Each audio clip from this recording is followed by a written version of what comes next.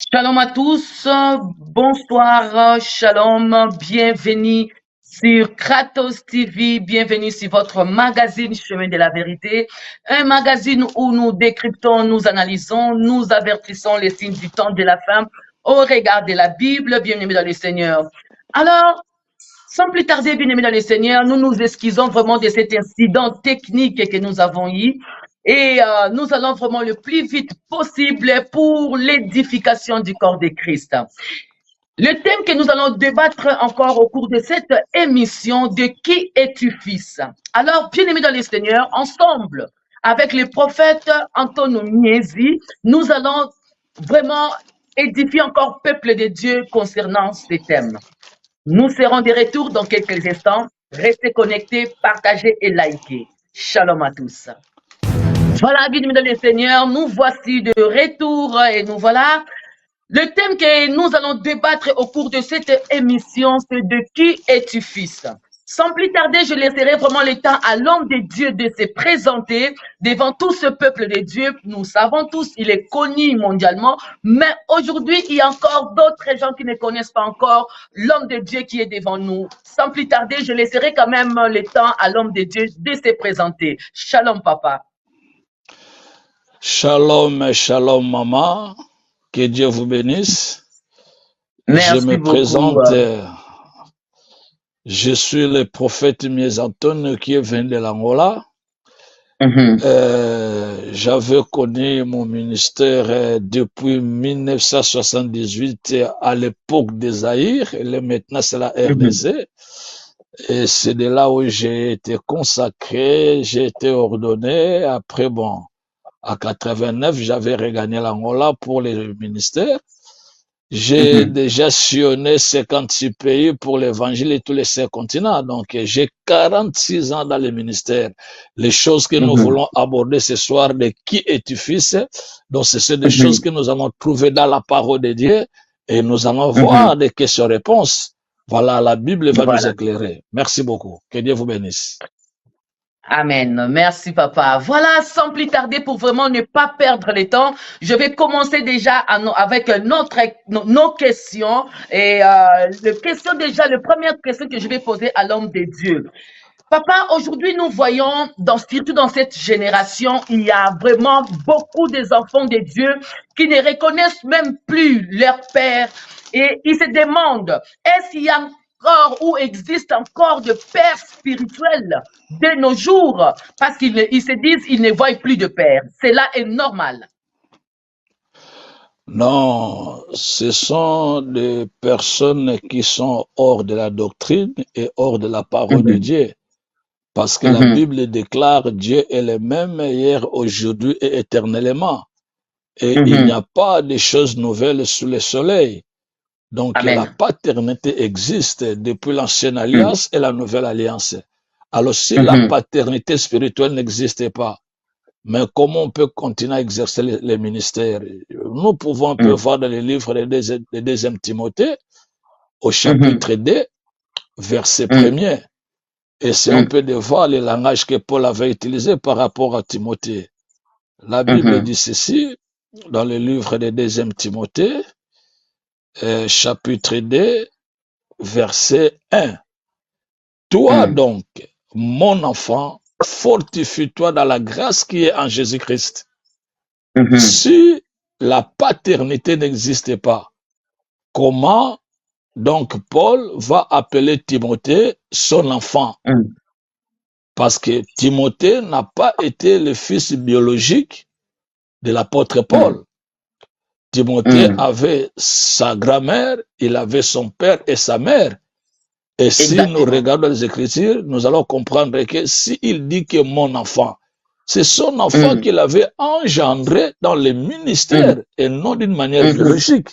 Donc cela veut dire que la paternité existe jusqu'à aujourd'hui. Voilà. Alors, on aimerait bien quand même si ça serait possible, je peux même laisser 5 minutes à l'homme de Dieu. Si vous pouvez nous parler un peu de cette mystère de la paternité. Pourquoi? Parce qu'aujourd'hui, comme tout le monde se pose la question, ils se disent non, on n'a pas de père spirituel, mais on n'a que de père dans la foi. Alors le père spirituel n'existe pas. Nous ne savons pas d'où vient cet vent, raison pour laquelle, comme nous avons aujourd'hui l'homme de Dieu devant nous, j'aimerais bien poser cette question pour bien nous répondre et répondre les enfants de Dieu. Bon, il y a peut-être l'erreur de langage que les gens n'arrivent pas à comprendre. On ne peut pas parler les pères de la foi parce que c'est la spiritualité qui engendre la foi. C'est la spiritualité qui engendre la foi. Donc, si tu appelles quelqu'un, c'est ton père dans la foi, cela veut dire c'est celui-là qui est ton père spirituel. C'est comme ça que ça se passe. Vous comprenez? Alors, nous avons beaucoup de références. Même l'apôtre Paul avait expliqué dans les livres des Romains. Alors, nous allons voir quelque part dans les livres des Romains, chapitre 17. Romains chapitre 17. Non, Romains chapitre 16. Romains chapitre 16, verset 7. La Bible dit ceci: saluez Andronicus et Junias, mes parents et mes compagnons de captivité, qui jouissent d'une grande considération parmi les apôtres et qui même ont été en Christ avant moi. Ici, l'apôtre Paul parle de la paternité. Il dit, par rapport à la personne de Andronicus et Junias, il dit que mes parents, est-ce que les parents biologiques de Paul, c'est Andronicus et Junias? Mais non. Non. Mais il les appelle parents par rapport à quoi? Par rapport aux réalités et aux vérités spirituelles, d'une manière fondamentale. Amen. C'est comme ça. Les gens sont en train de s'embrouiller pour rien. Alors, si tu n'as pas les pères spirituels, qui t'a ramené maintenant dans les rangs ministériels? Parce qu'on commence d'abord à être on ne commence pas directement à être ministre, on commence d'abord à être le fils. Tu dois d'abord servir les pères, hein? Et après ça, tu vas servir, n'est-ce pas, tu vas servir l'Éternel. Je vais donner des exemples typiques dans l'Ancienne Alliance.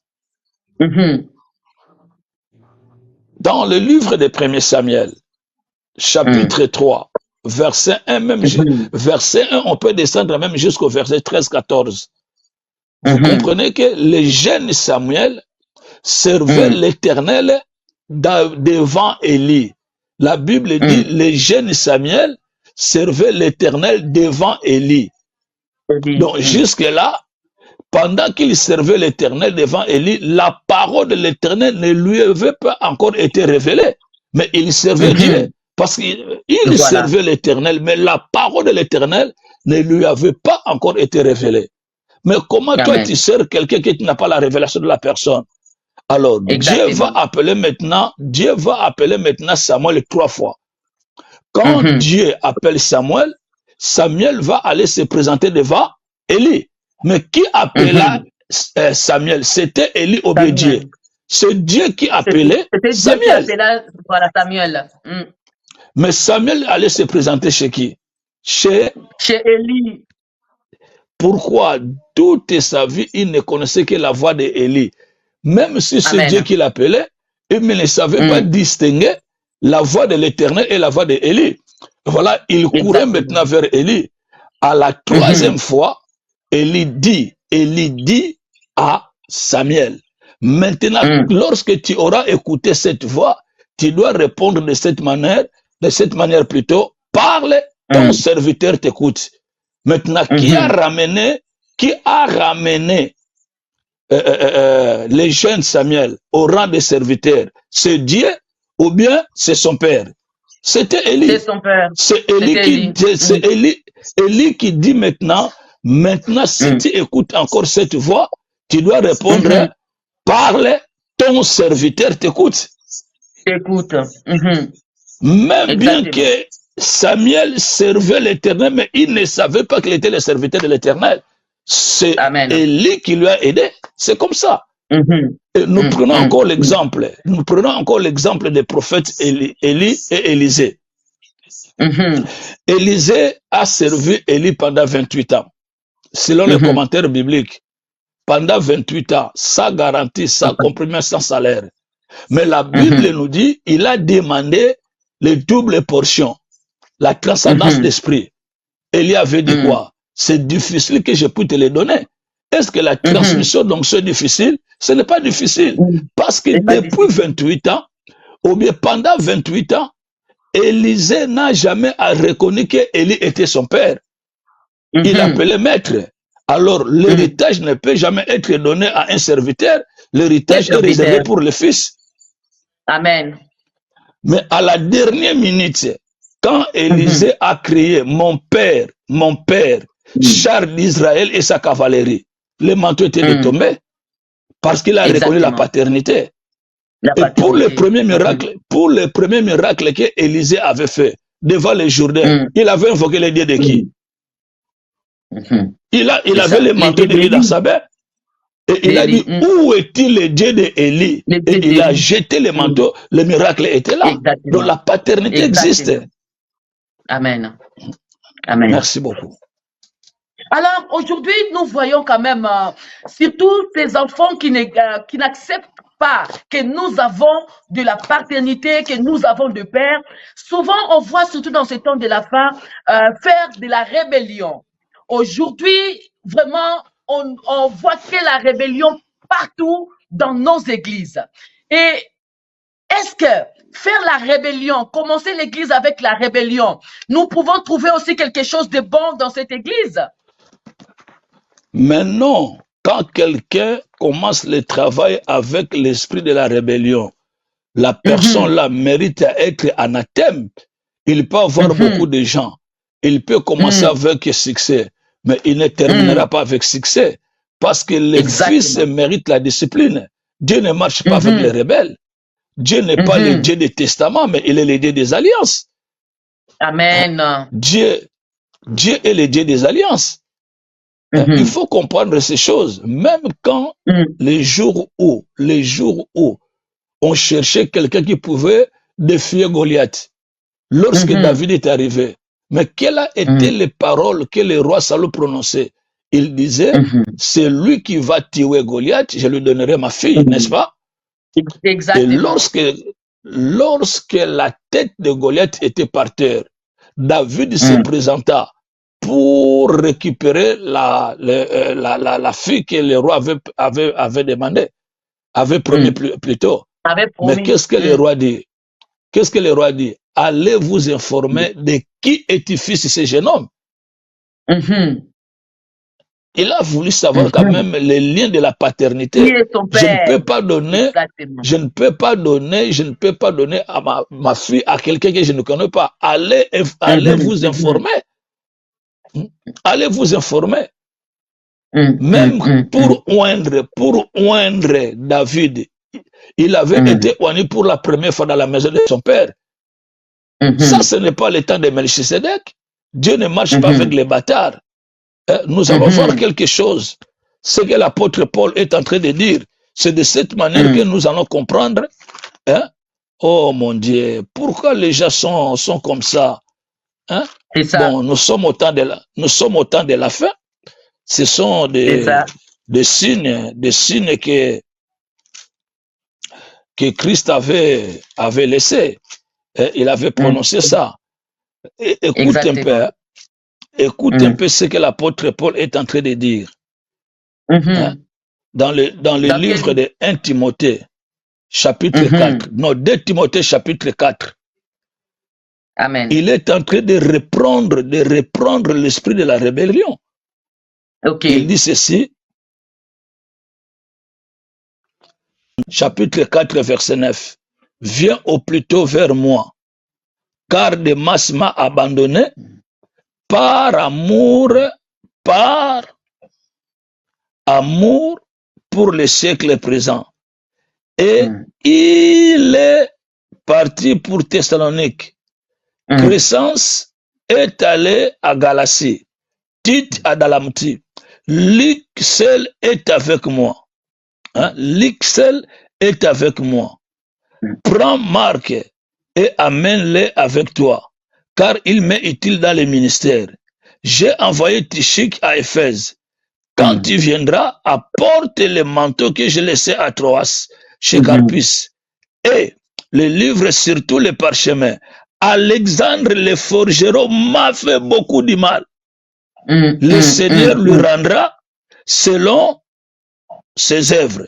Garde-toi aussi de lui, car il s'est fortement opposé de nos paroles. Vous comprenez? Amen. Il est en train de mettre en garde à son fils Timothée de ne pas se joindre avec. Vous comprenez? C'est ça. C'est comme ça que les choses se passent. Donc, un véritable fils ne peut pas se joindre avec des rebelles. C'est très dangereux. Voilà. Alors, nous allons encore voir dans le livre de 1 Timothée, chapitre 1, verset 18. 1 Timothée, chapitre 1, verset 18. La recommandation que je t'adresse, Timothée, mon enfant, vous écoutez le langage. Hein? La recommandation que je t'adresse, Timothée, mon enfant. Mon enfant. Selon les prophéties faites précédemment à ton sujet, c'est que d'après elles, tu combattes le bon combat, en gardant la foi et une bonne conscience. Cette bonne conscience, quelques-uns l'ont perdu. Et ils ont fait naufrage par rapport à la foi. Les gens qui nient la paternité, ce sont les personnes qui ont fait naufrage par rapport à la foi. Écoutez-moi le verset 20. De ce nombre sont Hyménée et Alexandre que j'ai livrés à Satan, afin qu'ils apprennent à ne pas blasphémer. Les gens qui renient la paternité, ce sont des personnes qui méritent à être livrées à Satan. C'est comme ça. Si Paul utilise le langage Timothée, mon enfant, mais toi là, qui renie la paternité, tu es le fils de qui? Et les enfants de ton église t'appellent comment? Si les enfants de ton église t'appellent papa, qui t'a établi père? C'est ça. C'est ça le problème. Alors, voilà. L'homme de Dieu, normalement, nous savons, quand un enfant sort de la maison, c'est l'enfant qui sort dans la maison, mais pas le père qui sort dans la maison. Et si, par exemple, ça vous arrive aujourd'hui que votre propre fils vous chasse dans votre propre maison, que feriez-vous? Mais c'est la malédiction. Il va prendre ce pouvoir où? Il va prendre cette audace où? Hein? Parce que la Bible déclare on ne peut pas chasser. Mais la Bible nous explique de cette manière. Vas-y avec moi dans le livre de Malachie. Qu'est-ce nous dit Malachie? Hein? Malachie chapitre 4, verset 6. Malachie chapitre 4, verset 6.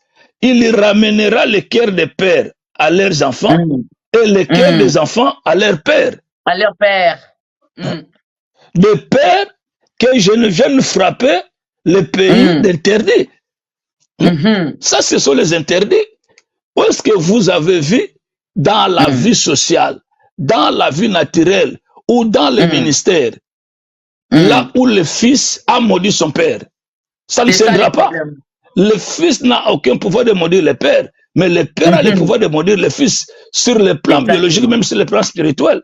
C'est comme ça que ça se passe. Et voilà. Alors aujourd'hui, papa, nous trouvons, il y a pas mal de gens qui s'endorment, dès qu'ils se réveillent, ils ouvrent l'église. En se disant que non, ben voilà, avec mon père, ça n'allait pas bien, mieux vaut que j'aille moi-même ouvrir aussi mon église. Donc Dieu m'a dit, même pas le père qui a entendu la voix, mais c'est lui-même qui a entendu sa propre voix, ou la propre voix de Dieu, et il est allé faire le ministère. Est-ce qu'un tel pasteur ou cet ministère peut aller en avant? Ça ne peut pas aller de l'avant parce qu'il a brisé les principes. Dans le ministère, nous avons 3 choses qui dégagent le ministère. Il y a l'appel, l'attente et l'approbation. Si tu reçois l'appel, tu ne peux pas entrer directement dans le ministère. Tu dois attendre. Et à la place de l'attente, ça peut te prendre 3 à 4 à 10 ans. Et lorsque le Père va comprendre que tu es appelé par le Seigneur, c'est par là qu'il va te ramener à la consacration. Nous avons l'appel, nous avons l'attente et nous avons l'approbation. Je vais vous expliquer. Quand le prophète Samuel est allé oindre Saoul, est allé oindre David dans la maison de son père. Il est allé oindre David dans la maison de son père. Après avoir été oigné, est-ce que David est monté dans le trône royal? Non, il n'est pas monté dans le trône royal. Il est rentré encore dans la brousse. Dans la brousse encore. Il a attendu 10 ans pour la confirmation. Pour la confirmation, il a attendu 10 ans. Et nous allons voir ça. Allez avec moi dans le livre de 2 Samuel. 2 Samuel, chapitre 5. Oh mon Dieu. On ne commence pas comme ça. Nous devons, on ne peut pas briser les étapes. Non, mon Dieu, mon Dieu, mon Dieu.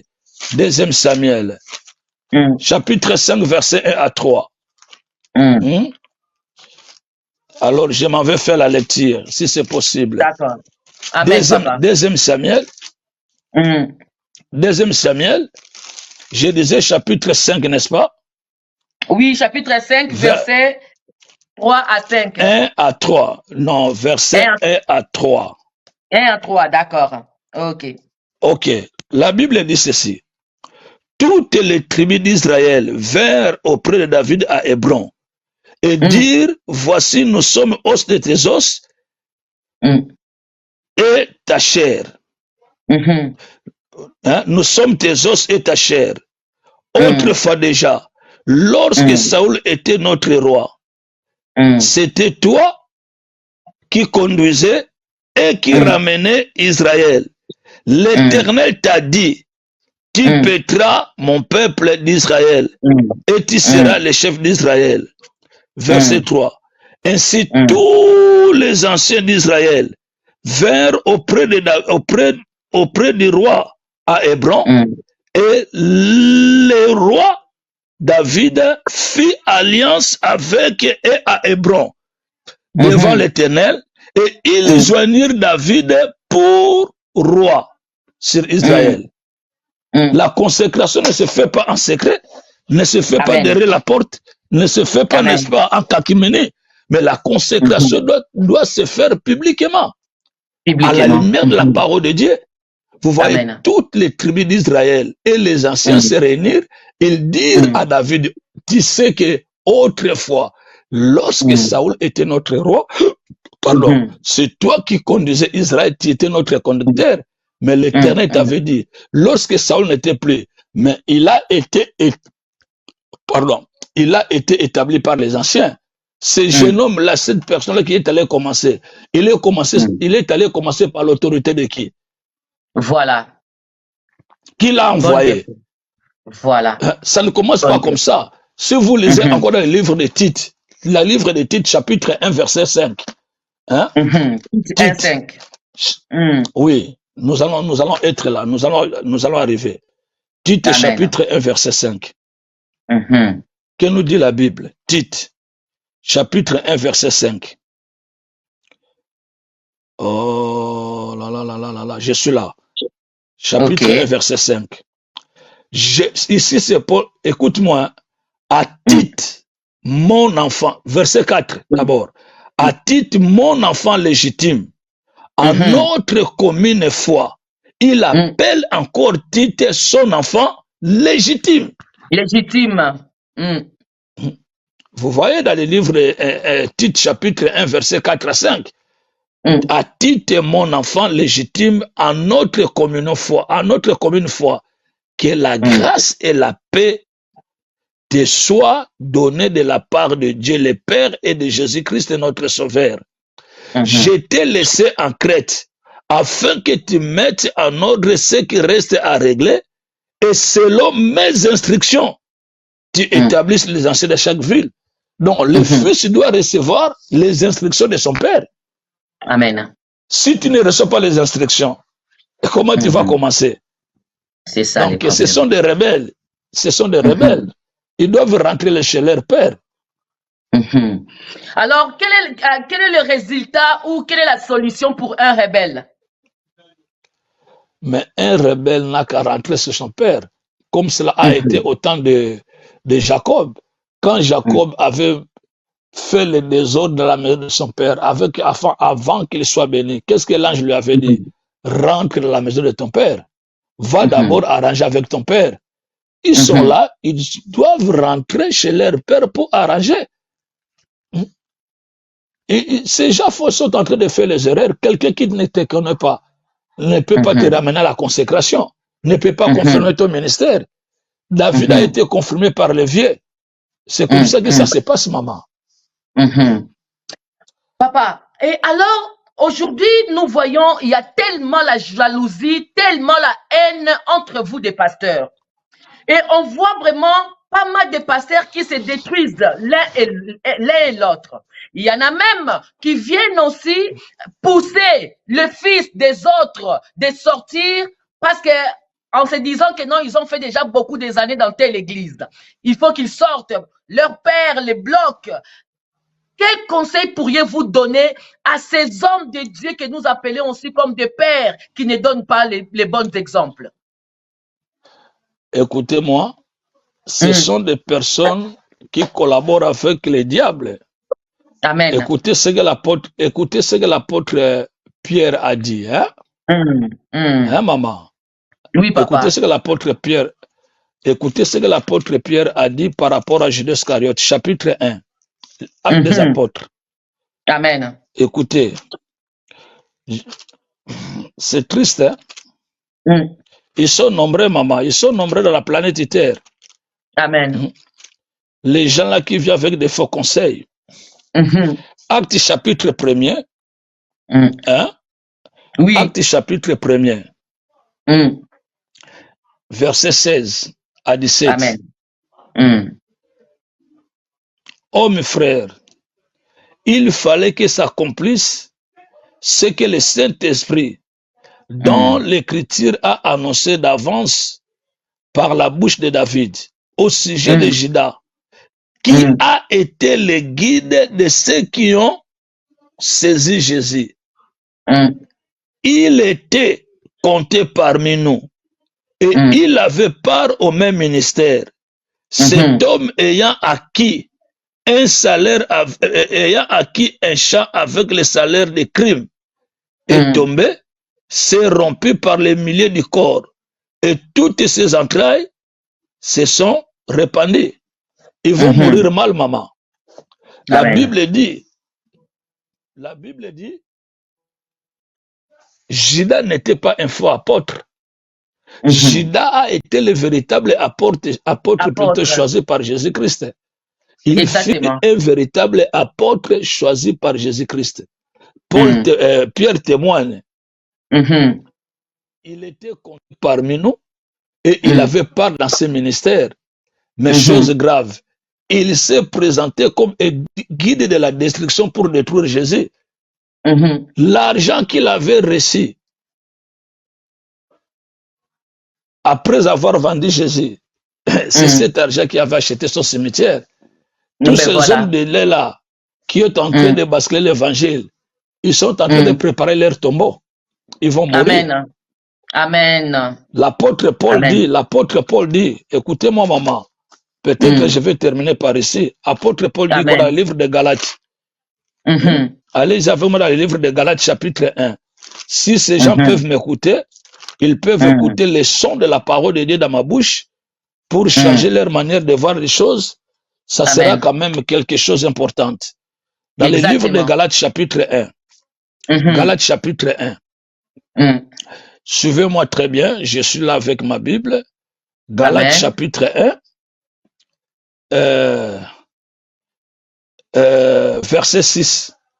Ok. Je m'étonne, vous vous détourniez si promptement de celui qui vous a appelé par la grâce de Christ pour passer à un autre évangile. Non pas qu'il y ait un autre évangile, mais il y a des gens qui vous troublent et qui veulent renverser l'évangile de Christ. Mais quand quand un ange du ciel annoncerait un autre évangile, que celui que nous vous avons prêché, qu'il soit anathème. Anathème. Il n'a pas un autre évangile, il y a seulement l'évangile, mais si quelqu'un veut détourner, la personne, il est anathème. Elle est anathème, la personne. C'est ça. Amen. Voilà. Papa, pour finir, quel conseil donneriez-vous à tous ces enfants qui veulent encore se rebeller contre leur père, ces enfants qui ne respectent pas leur père spirituel? Quel conseil donneriez-vous à ces hommes, s'appelant soi-disant hommes de Dieu? Je vais leur dire une chose, de ne pas faire ça. De ne pas faire ça parce que ça va leur coûter cher dans le futur. Amen. Ce n'est pas mieux de le faire.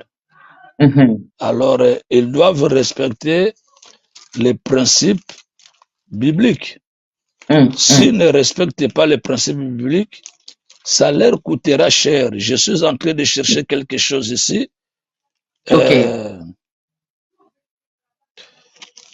Qui peut peut-être nous aider dans ces conseils.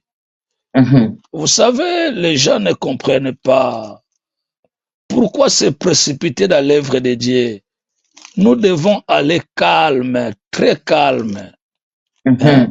On ne peut pas faire ce sont des choses-là qui sont en train pour détruire leur vie. La Bible dit, si vous ne faites pas ainsi, vous péchez contre l'Éternel, sachez que votre péché vous atteindra. Ce qu'un homme aura semé, c'est ça qu'il va moissonner. Amen. Alors moi, je regrette pour les gens qui se comportent de cette façon. Dieu avait dit à David, voilà tout ce que tu as fait. Je me suis dit, tu t'es imaginé que je te ressemblais. Le silence de l'Éternel ne veut pas dire que Dieu est d'accord avec eux. Ça va leur coûter cher. C'est ça le problème. Ça va leur coûter cher. Alors, je leur conseillerais de ne pas se rebeller parce que Dieu ne marche pas avec les rebelles. Dieu ne marche pas avec les rebelles. Dans la spiritualité, nous sommes dans l'obligation, même si nos pères spirituels se sont déroutés, mais nous sommes dans l'obligation de leur obéir. Exactement. Nous devons obéir à eux. Pourquoi? Dans le livre de Jude, il y a un conseil capital qui est dans le livre de Jude.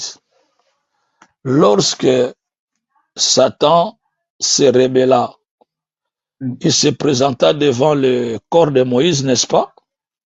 Tout à fait. Avec l'ange Michael. Mais l'ange Michael avait respecté l'autorité établie. L'ange Michael avait respecté l'autorité établie. Écoute ce que la Bible dit. Oh, le monde est méchant.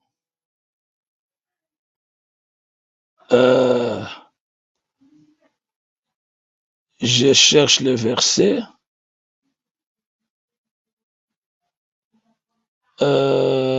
Jude. Voilà. Je suis là. Ok.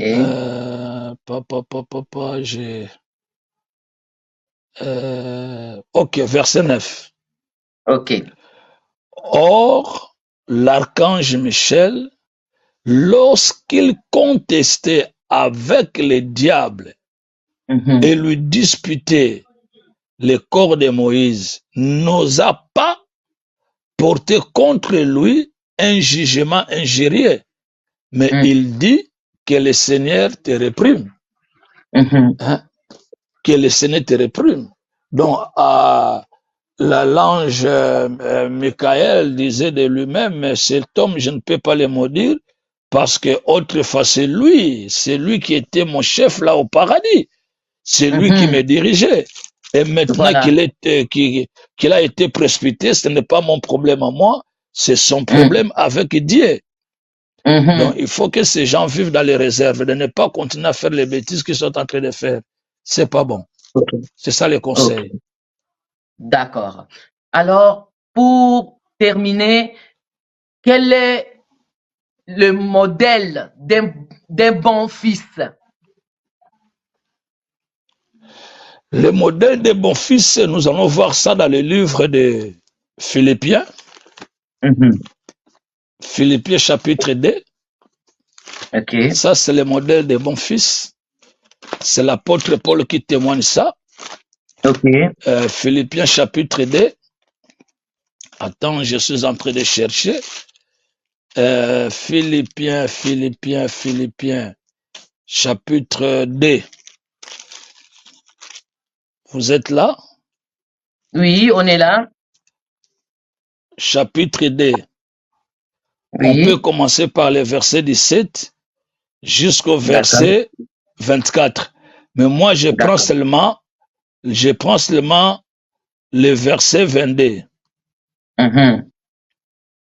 Non, le verset 20. Okay. Car je n'ai personne ici qui partage mes sentiments pour prendre sincèrement à cœur votre situation. Tous, en effet, cherchent leurs propres intérêts et non ceux de Jésus-Christ. Vous savez qu'il a été mis à l'épreuve en se consacrant au service de l'évangile avec moi, comme un enfant avec son père. J'espère de vous l'envoyer dès que j'apercevrai l'issue de l'état où je suis. Donc, le véritable fils, il va prendre le comportement de Timothée, comme Paul est en train de dire dans le livre de Philippiens, c'est ça. Partager le même sentiment avec le Seigneur et puis prendre le sujet à cœur du travail du Seigneur pour ne pas chercher ses propres intérêts. Donc, ils peuvent retenir ces versets-là. C'est très important. D'accord. Amen. Merci beaucoup. Nous sommes arrivés vers la fin de notre émission. Nous disons vraiment merci, Papa.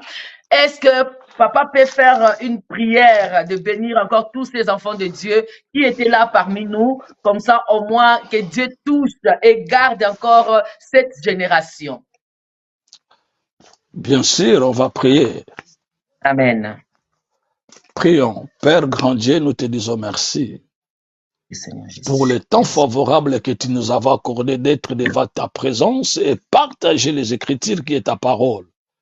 Toute personne qui a écouté le son de ma voix à sa juste valeur, permet que cet enseignement puisse trouver une place vacante dans leur cœur et que tout et chacune puisse le mettre en pratique dans le nom puissant de Jésus-Christ.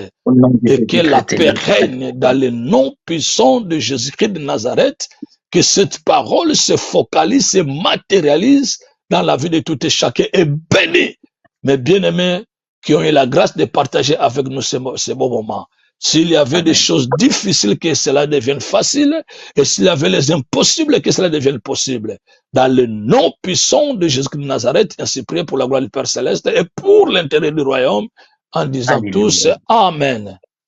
Amen, amen, amen. Merci beaucoup. Et voilà, nous sommes arrivés vers la fin de notre émission. Nous serons encore là demain avec le prophète Samuel.